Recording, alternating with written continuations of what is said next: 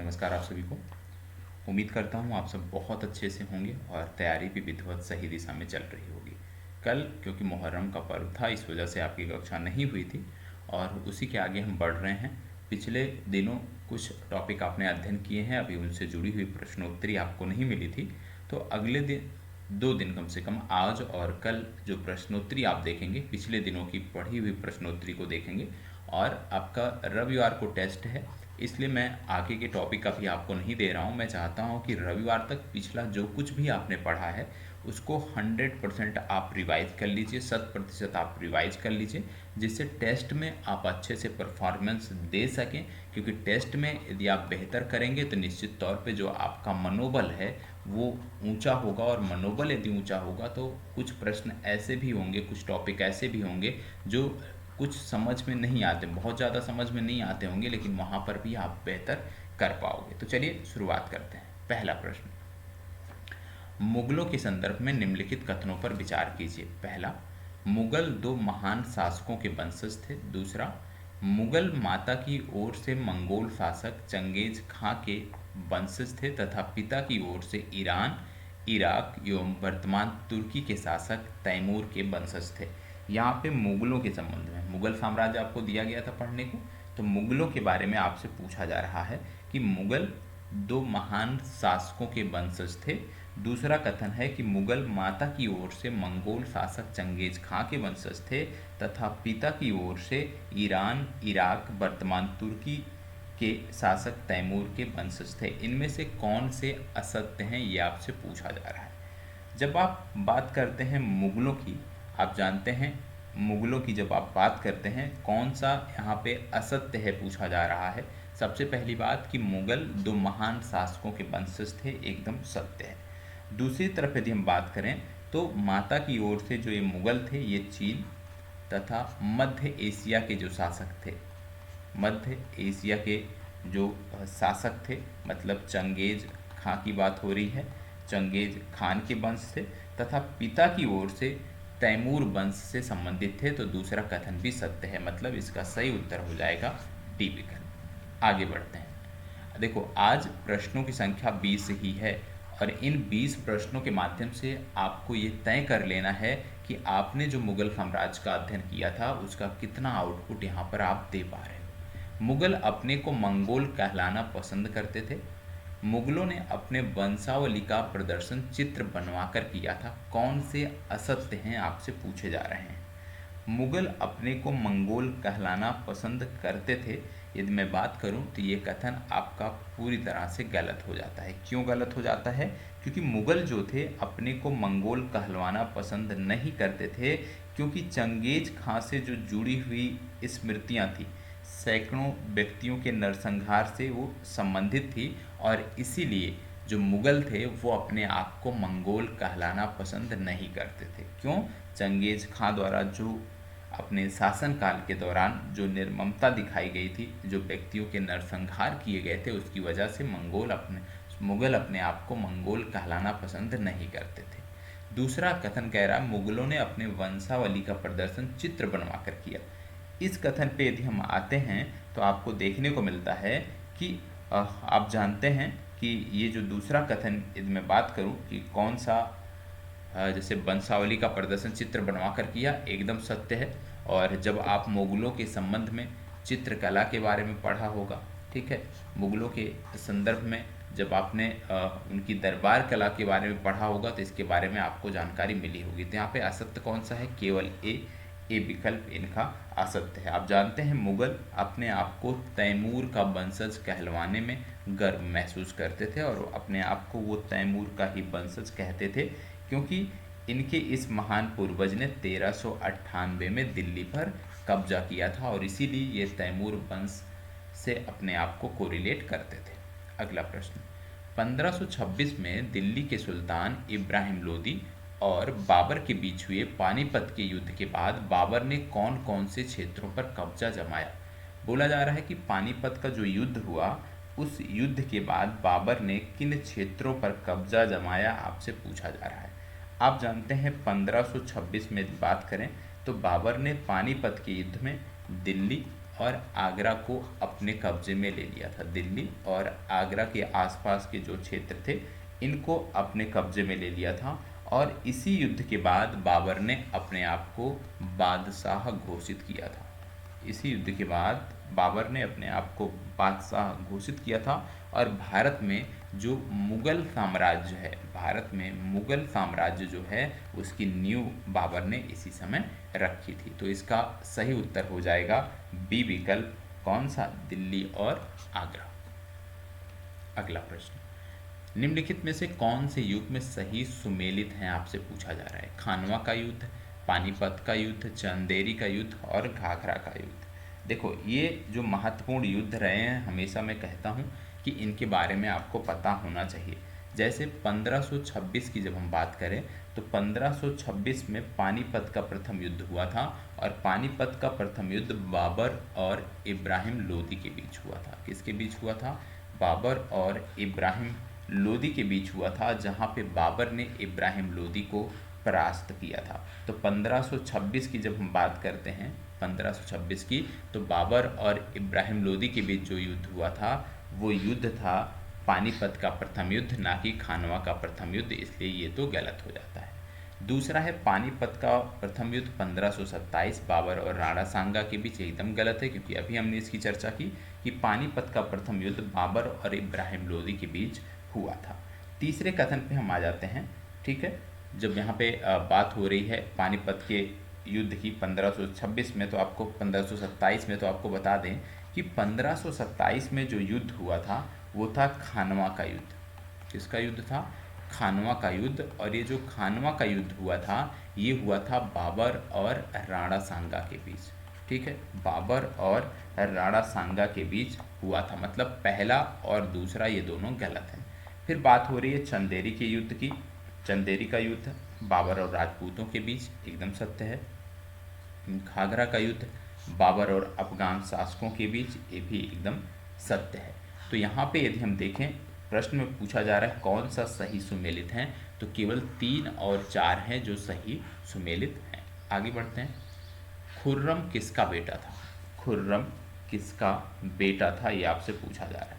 खुर्रम किसका बेटा था आपसे पूछा जा रहा है। अच्छा प्रश्न है, जवाब दीजिए। एक लाइन में प्रश्न है कि खुर्रम किसका बेटा था, तो आपको बताना है। आप जानते हैं जब शाहजहां और जहांगीर के बारे में आपने पढ़ा होगा, तो उन्हीं में से एक इससे संदर्भित है। आपको पता होगा कि राजकुमार खुर्रम जो है ये जहांगीर का बेटा था, और बाद में शाहजहां यही कहलाया था। बाद में यही शाहजहां कहलाया था। इसने जहांगीर के शासन के अंतिम वर्षों में विद्रोह किया था। साथ ही जहांगीर की जो पत्नी थी नूरजहां ने शाहजहां को हाशिए पर ढकेलने का भी प्रयास किया था, जो कि असफल रहा था। तो ये विकल्प इसका सही उत्तर है। आगे बढ़ते हैं। शाहजहां को अंतिम दिनों में किस जगह पर कैद कर दिया गया था?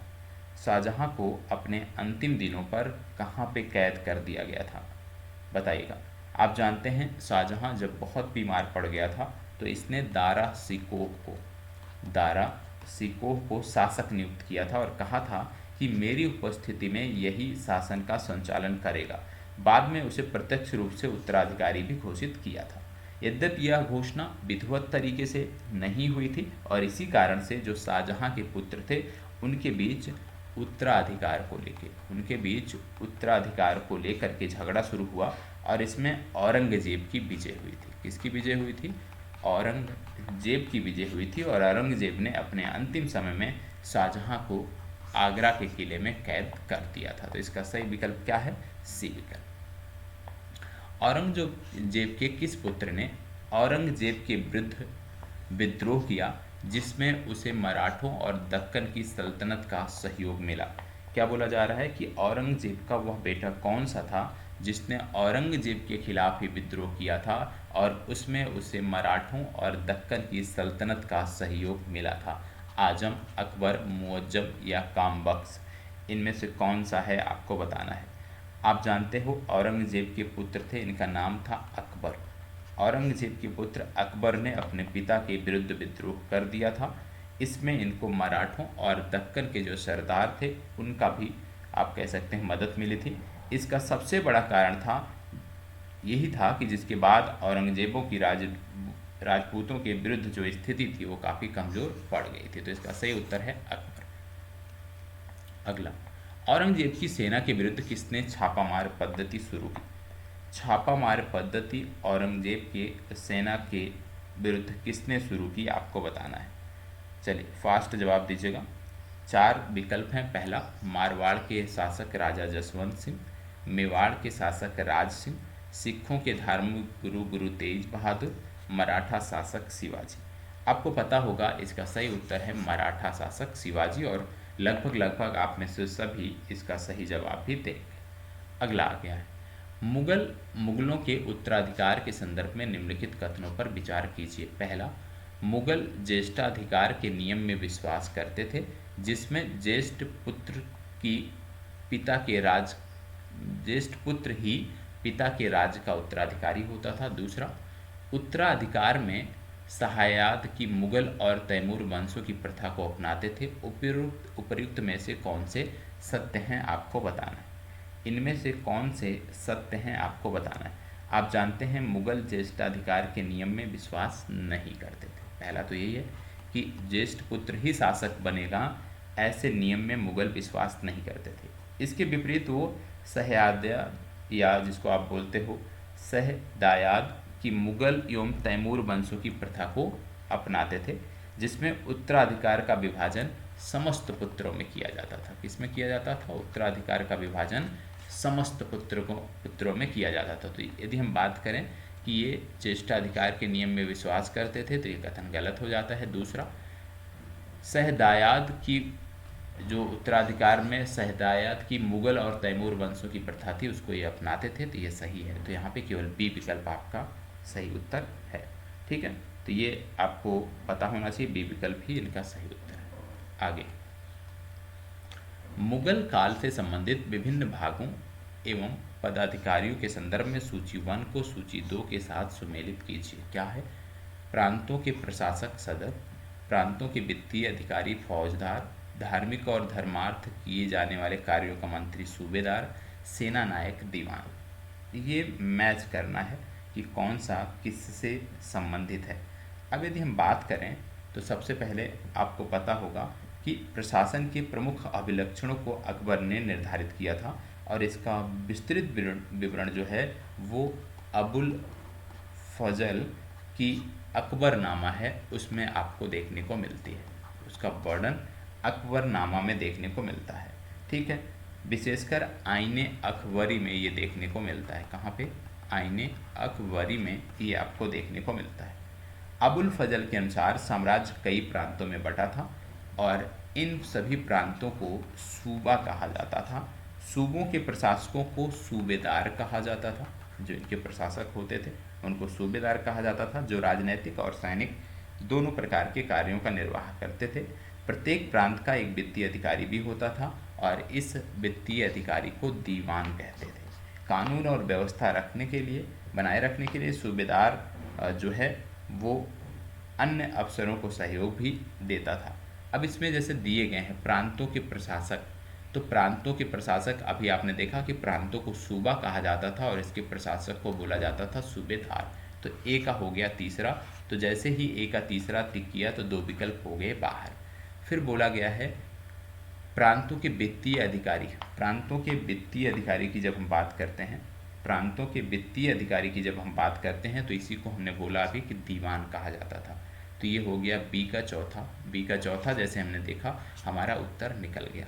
धार्मिक और धर्मार्थ किए जाने वाले कार्यों का मंत्री कौन होता था? ये होता था सदर। और डी विकल्प की जब बात करते हैं सेना नायक की, तो सेना नायक का संबंध हो जाता है फौजदार से। तो इस आधार पे ये जो मैचिंग वाले होते हैं इनमें से घबराना नहीं चाहिए। किसी एक का यदि आपको जवाब पता है तो पहले उसको करके बाकी उत्तरों को एलिमिनेट करिए और फिर आपका जो कार्य है वो आसान हो जाएगा। मुगल काल में जमींदार शब्द का प्रयोग किसके लिए किया जाता था? मुगल काल में जमींदार शब्द का प्रयोग किसके लिए किया जाता था, बताइएगा। जमींदार, आप जानते हैं मुगलों की आमदनी का प्रमुख साधन था जो किसानों की उपज है, किसानों की उपज से मिलने वाला राजस्व। तो मुगल काल में यदि हम बात करें तो सबसे ज़्यादा आमदनी का जो स्रोत था वो यही था, किसानों की उपज से मिलने वाला राजस्व। अधिकतर स्थान पर किसान गांव के मुखिया या स्थानीय जो सरदार थे उनके माध्यम से राजस्व देते थे। समस्त मध्यस्थों के लिए, चाहे वह ग्राम मुखिया हो या फिर शक्तिशाली सरदार हो, इनके लिए जमींदार शब्द का ही प्रयोग किया जाता था। तो जमींदार शब्द की जब हम बात करते हैं तो जमींदार शब्द के लिए इस विकल्प में यदि हम बात करें तो किसी ग्राम के मुखिया के लिए भी जो राजस्व एकत्र करता था यही शब्द प्रयोग किया जाता था, और किसी क्षेत्र में स्थानीय सरदारों के लिए भी यही शब्द प्रयोग किया जाता था। मतलब ए और बी दोनों सही हैं, इस आधार पे सी विकल्प इसका सही उत्तर होगा। अगला आ गया है धर्म से संबंधित, जैन और बौद्ध धर्म से संबंधित। बोला गया है, जैन और बौद्ध धर्म के उदय के संदर्भ में निम्नलिखित कथनों पर विचार कीजिए। इन धर्मों का उदय वैदिक धर्म में व्याप्त कुरीतियों और ब्राह्मण श्रेष्ठता के विरुद्ध हुआ था। दूसरा, इन धर्मों के उद्भव का आर्थिक कारण नई कृषक मूलक अर्थव्यवस्था का विस्तार था। उपर्युक्त में से सही कौन सा है आपको बताना है। यहाँ पे यदि देखेंगे तो आपको देखने को मिल रहा है कि जैन और बौद्ध धर्म की बात कर रहे हैं, तो इन धर्मों का उदय वैदिक धर्म में व्याप्त कुरीतियों और ब्राह्मण श्रेष्ठता के विरुद्ध हुआ था, एकदम सत्य है। और दूसरा, इन धर्मों का उद्भव आर्थिक कारण नई कृषि मूलक व्यवस्था का विस्तार भी था, ये भी सही है। इस आधार पे सी विकल्प इसका सही उत्तर हो जाएगा। आप जानते हैं पूर्वोत्तर भारत में अच्छी वर्षा होने के कारण जो जंगल है बहुत ही घने हुए थे। उन जंगलों को साफ करने के लिए लोहे के औजारों का उपयोग जो है वो होने लगा था। मध्य गंगा के मैदान में भारी संख्या में लोग बसने लगे थे। इस प्रदेश में बड़ी बड़ी बस्तियां भी बनने लगी थीं और खेती के लिए लोगों के जो हल थे उनकी बड़ी संख्या में बैलों की आवश्यकता होने लगी थी। हालांकि आप जानते हैं उस समय बैल की जब बात करते हैं तो कमी थी। क्यों?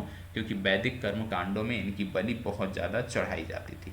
इसलिए नई कृषि मूलक अर्थव्यवस्था को चलाने के लिए जो पशु बलि थी उसको रोकना आवश्यक था, और इन्हीं दोनों धर्मों में अहिंसा पर बल दिया गया था, क्योंकि पशु बलि रोकना था और यही दोनों धर्म थे जो पशु बलि की निंदा करते थे। इसलिए इन दोनों धर्मों पर लोगों का विश्वास ज़्यादा हुआ, इन दोनों धर्मों का प्रादुर्भाव हुआ। तो सी विकल्प सही उत्तर है। अगला, जैन और बौद्ध धर्म के संदर्भ में निम्नलिखित कथनों पर विचार कीजिए।